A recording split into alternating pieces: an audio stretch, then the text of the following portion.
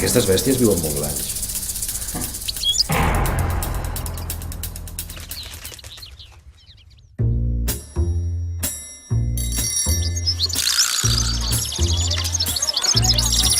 Des dels 8 anys volia fer cine.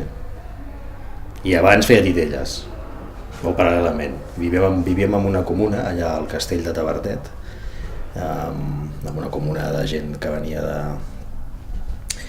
no sé si era de Lizaso, que es deia l'Arco Iris, i eren molt petits, i allà va ser la primera vegada que vaig començar a fer titelles i a guanyar els primers duros i pessetes. A França va ser arrel d'una pel·lícula que es deia Un simple histoire, de Marcel Anun, i a partir d'allà em vaig quedar enlluernat amb la pel·lícula i allò que fan els adolescents de creure en el mite, no? I els mites i tot el rato, aquestes coses, no?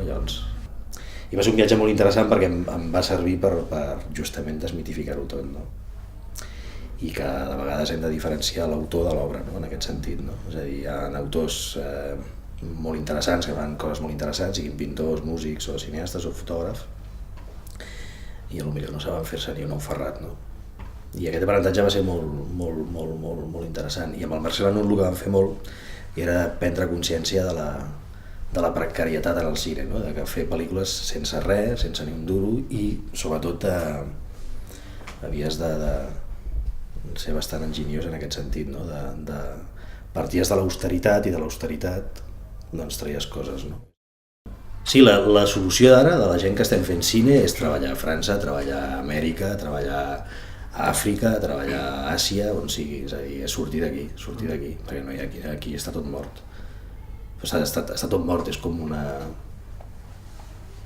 xinès-gità abandonat ja, no hi ha res, s'ho han carregat tot. D'una manera molt precària, i m'agradaria saber com serà la collita del 2012 o 2013, no hi ha res. Però a la vegada és molt positiu perquè molta gent que està començant de zero, com a mi em va passar aquella època dels anys 80, permetrà que surtin noves fornades molt interessants. Això és fantàstic.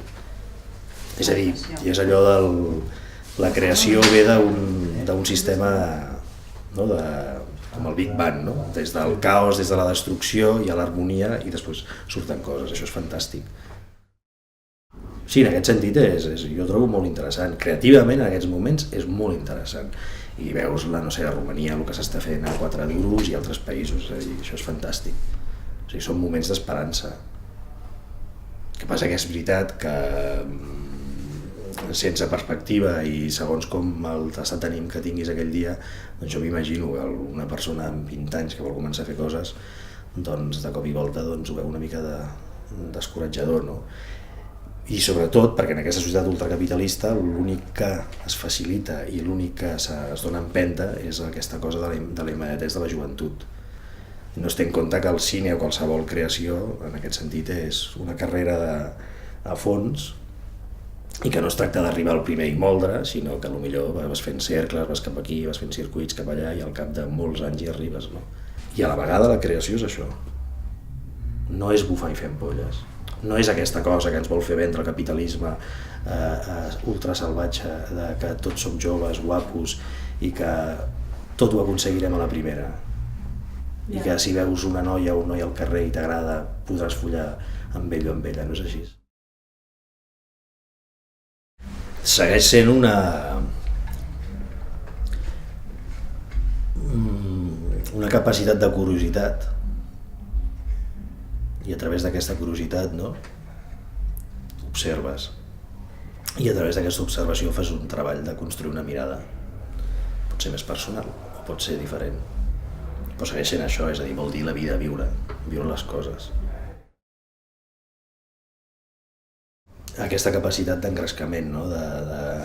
De rabiositat, d'autenticitat, aquesta cosa a flor de pell de la vida, no? Que pugui transmetre tot això, sigui des del gènere, no? De l'aventura o del thriller, o des d'una pel·lícula molt més personal, no? Si té aquests ingredients és fantàstic. El cine és una eina fantàstica per fer-nos viure i estar en mons paral·lels davant de la mediocritat que ens envolta, no? I aleshores doncs, a partir d'aquí és fantàstic perquè almenys durant 2 hores te n'oblides del que t'envolta. Filming i totes aquestes plataformes és fantàstic perquè la gent... És que els hàbits ens estan canviant, Inclús la gent que abans anàvem al cine 3 o 4 vegades a la setmana, ja no anem al cine en aquest sentit. Veiem el cine, veiem més cine que mai, veiem el cine quan volem, quan ens ve de gust i el que volem. És fantàstic això. Ostres, me'n recordo quan vivia a París que per anar a veure una pel·lícula tenies que anar a la Cinematec, o en aquella època que es va inaugurar la videoteca. La videoteca era una cosa fantàstica, perquè hi havia unes butaques i tu t'asseies allà davant d'una pantalla, no? I una mica com el sex shop, no? En comptes de posar una monedeta i t'apareixia la pel·lícula, doncs apareixia el títol que tu havies triat. Això era una novetat. Jo quan vaig arribar allà vaig al·lucinar. Doncs t'imagina't la gent d'ara que està només acostumada que qualsevol cosa en fracció de segons la té per internet. De la mateixa manera que estàs escrivint alguna cosa i de cop i volta doncs, necessites una informació, la treus en un moment. És fantàstic. O sigui, ara més que mai veiem cine, més que mai. I tot tipus de cine. Mai. No. Els cineclubs, i sobretot en aquest país, han fet una feina importantíssima. Però importantíssima. I justament el que s'ha de fer és el que esteu fent vosaltres, que la gent tingui el plaer d'anar a veure amb una pantalla gran una pel·lícula. Perquè el cineclub té una cosa molt interessant, i és que és com... forma part de tota aquesta xarxa associativa, no? És a dir, és una xarxa social.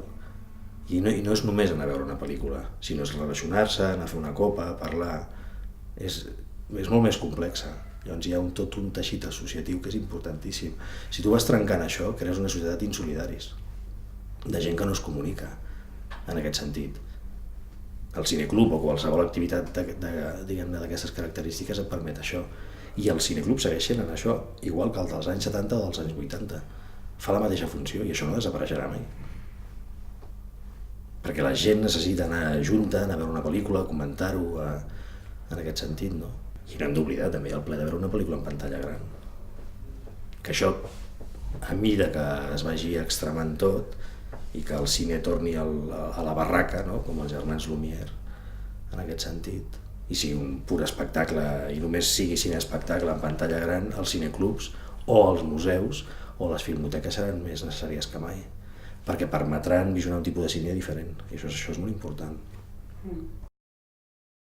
No sé si tornaré a rodar, encara no ho sé. Des d'aleshores he escrit 6 guions, he intentat aixecar 4 projectes, i de moment no hem reeixit. I és una qüestió de tenacitat, perseverança, no? I el cine és un ofici d'estómacs durs.